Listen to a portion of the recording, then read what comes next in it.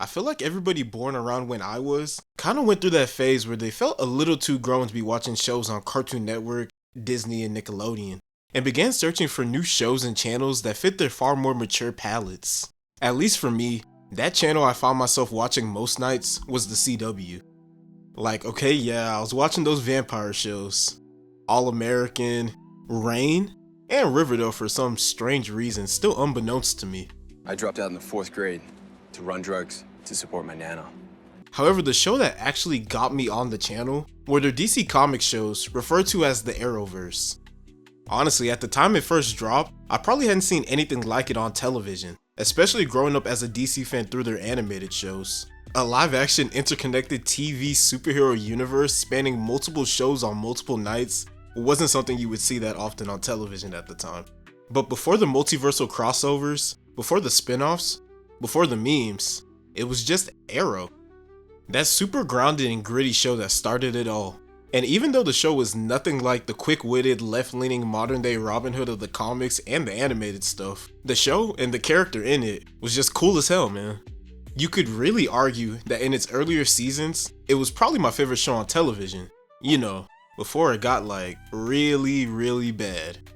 So like, what exactly happened? If you've been enjoying everything I've been putting out recently, maybe consider subscribing. Lots of fun stuff in the very near future. 2012 was a pretty defining year for superhero media, all things considered. Christopher Nolan's Dark Knight trilogy wrapped up with his third installment, The Dark Knight Rises, and the Avengers dropped and made seemingly all the money in the world for the first of many times. But when it came to live-action superheroes on TV, it was pretty barren, honestly.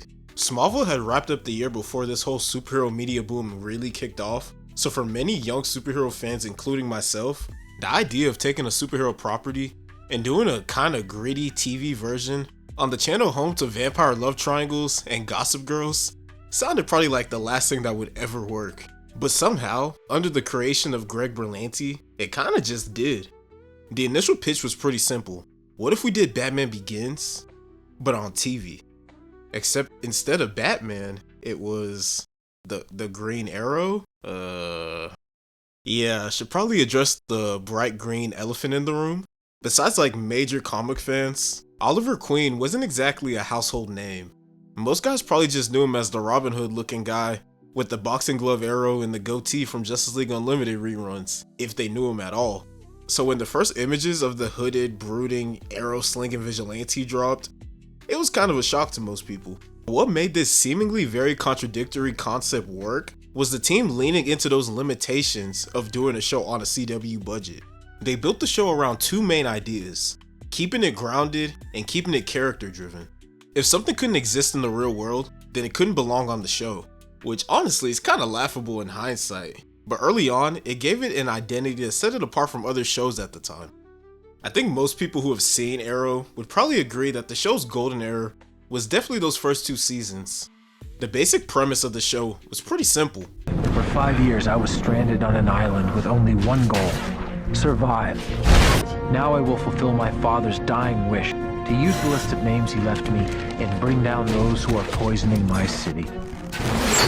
To do this, I must become someone else. I must become something else.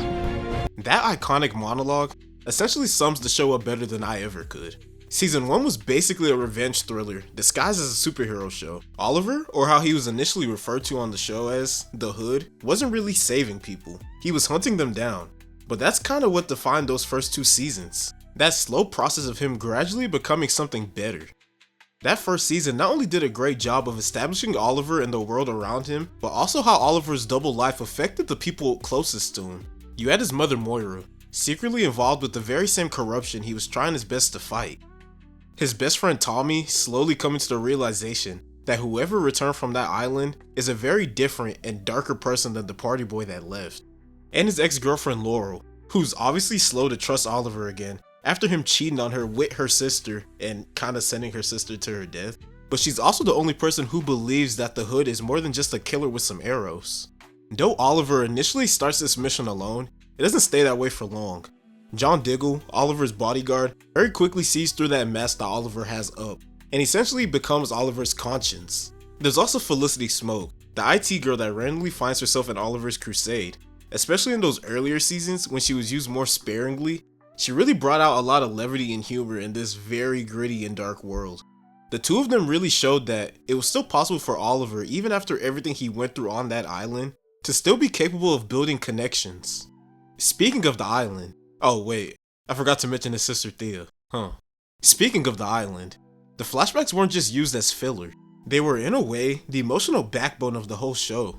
While present-day Oliver was trying to rebuild his humanity, the flashbacks showed the exact moments when it was being stripped away from him. You got to see how 5 years of pain, betrayal, and loss shaped the man under that hood. Those flashbacks also planted the seeds for one of the best rivalries in superhero television.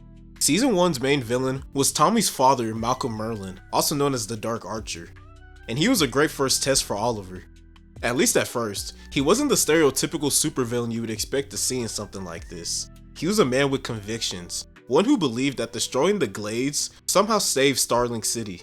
Besides the obvious Tommy connection, and both of them being archers, Oliver and Malcolm also shared so many other similarities, most notably, taking some pretty dark and drastic measures to save their cities due to the loss of a loved one. And in Oliver attempting to stop him, they both lose another loved one, Tommy. That ending proved to not just Oliver, but us the audience, that Oliver's way of justice came with a cost. Season 2 took everything that worked from the first and cranked it up a notch. It's honestly still one of the best seasons of superhero television, period. Oliver's trying to honor Tommy's memory by doing things differently. No more killing, no more vengeance. For the first time, he's actually trying to become a hero. But all that forward progress he's making is halted when his past comes back to haunt him, literally. His old ally from the island, Slade Wilson, returns, fueled by his anger and some magic superpower drugs, blaming Oliver for everything bad that happened to them on the island, and with a mission, not to just kill him, but to hurt him and break him.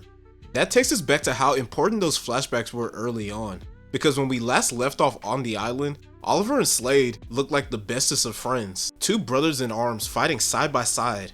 But cut back to them in the present, and it couldn't be more different. They're basically at war with each other. Each episode deepened that contrast, the brotherhood that they shared on the island, and how it all went wrong. Meanwhile, Team Arrow, and honestly this whole little TV DC universe, was growing more and more by each episode. You still had Diggle and Felicity, but you also had Laurel's sister Sarah, back from the dead, as the Black Canary. Also a more prominent role for Oliver's comic book sidekick Roy Harper. There was also the introduction of superhumans with Slade, his army, and a certain other guy that we'll talk about some other time, and the introduction of the League of Assassins. The season 2 finale is Oliver versus Slade, past versus present, brother versus brother. Slade's not trying to end the world. He couldn't care less about any of that. He's just trying to make Oliver feel what he felt. When Oliver finally overcomes and defeats Slade, it's not by killing him, it's by choosing mercy. It was Oliver Queen's first steps into finally becoming the Green Arrow in spirit, even if he hadn't started calling himself that yet. Those two first seasons of Arrow had everything needed for great television. A tight story, emotional stakes, and great villains. And characters. But like most things that start out great, it didn't stay that way for long. While the premise of season 3, aside from it being just a straight up Batman story, was interesting, almost immediately the season just fell off. You could see these problems start immediately, from the decision to open the season with the shock value death of Sarah, again.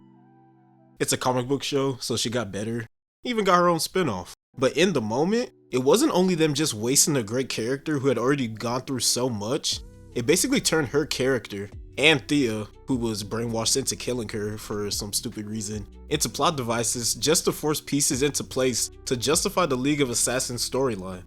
Ra's al Ghul and the League of Assassins sound like great villains on paper, but instead of being that looming, terrifying force set up in the previous season, they felt kinda underwhelming. Also, it still pisses me off to this day that Oliver only joined the League for the last 3 episodes, when that literally could have been half the season. But it wasn't just the villains. The characters this season were making decisions, not because it made sense for their characters, but because the story needed them to. Season 3 wasn't awful, but it definitely didn't feel like it was the same show that came before. It wasn't the sharp focused narratives of the previous seasons, it was just drama for the sake of drama. Focus of the show shifted away from Oliver's personal struggles and more towards, well, romantic drama, but we'll put a pin in that for a quick second.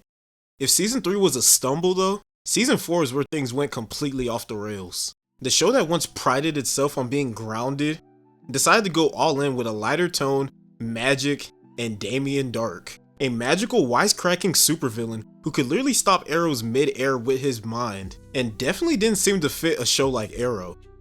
Side note, why does bro literally have the same exact face as Arnez from 101? Oliver himself didn't come off great either. He basically had no storyline this season, and came across really incompetent. The show just didn't seem like they knew what to do with him. And while all of that was going on, Felicity quietly became the center of the entire show. Felicity was a really great character early on when she was used sparingly, but what started off as a little banter between two characters suddenly became the entire focus of the show.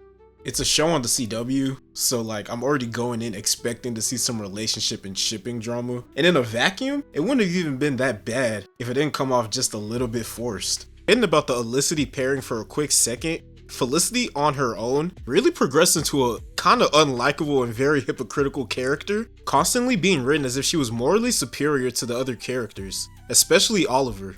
Like how she handled Oliver discovering he had a son that he literally didn't know about, or her literally nuking an entire city. And if that wasn't enough, season 4 decided to introduce her entire extended family, who let's just say didn't really improve things. It's so funny. Not. Shut up! But the real breaking point for a lot of fans, including myself, was the death of Laurel Lance, the second Black Canary, and his comic book love interest for almost 60 years, literally just to further push the Felicity pairing while she was on her deathbed. This was the first of many times I just outright stopped watching the show. I eventually came back because I like torture apparently, but by the end of the season, it felt like Arrow had completely forgotten what made it special in the first place. Just when I had given up literally all hope in this show, season 5 came out of nowhere and was like actually really good. Arguably its best season. The tone was darker and more grounded again. The fight scenes were brutal and the stakes felt real. Gone were the endless relationship subplots dominating every episode. The focus was finally back on Oliver's mission and the cost that came with being the Green Arrow. The new villain Prometheus was probably the show's best besides like Deathstroke. His conflict with Ollie was super personal. A man whose entire motive was built around making Oliver confront the monster that he used to be. It wasn't about destroying the city for a 5th time. It was about breaking Oliver Queen. Confess, Oliver. You don't kill because you have to, so why? Why do you do it? Because I wanted to. What? I wanted to! And I liked it! Even the flashbacks, which became meaningless in the past 2 seasons, finally came full circle. This was the 5th and last year Oliver was on the island, and for the first time in a long time, those scenes actually enhanced the present day story. Season 5 finale brought the whole show full circle, the showdown back on the island, teaming up with Slade, as well as that cliffhanger ending. It was the first time in years that I was genuinely excited for what happened next.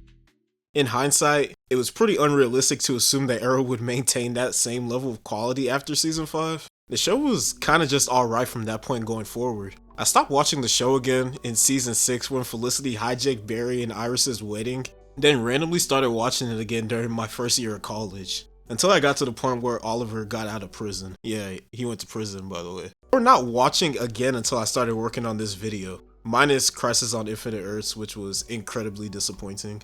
The show wasn't bad per se, but I guess I just kinda outgrew it I guess. And it didn't help that during its run, Daredevil came out and did everything Arrow used to be praised for, but tighter and infinitely better.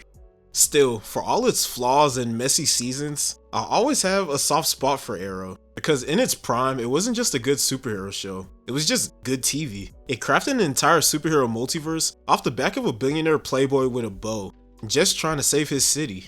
So yeah, Arrow might have fallen off by the end, pretty hard in some places, but I always remember those first 2 seasons, and season 5, as must-watch TV for me. And if Arrow was the show that built the foundation of the Arrowverse, then this next show sprinted out the gates and truly defined the universe, before inevitably tripping and falling flat on its face. Appreciate you all once again for making it to the end. It might not sound like it, especially at certain points of this video, but I truly did love Arrow and the entire Arrowverse once in my life. My ass was watching their shows 4 nights a week, so I guess it was fun to like come back to this and my next video topic once again. But yeah, remember to like, comment, and subscribe. It's free, it helps a lot, and I'll talk to you guys next time.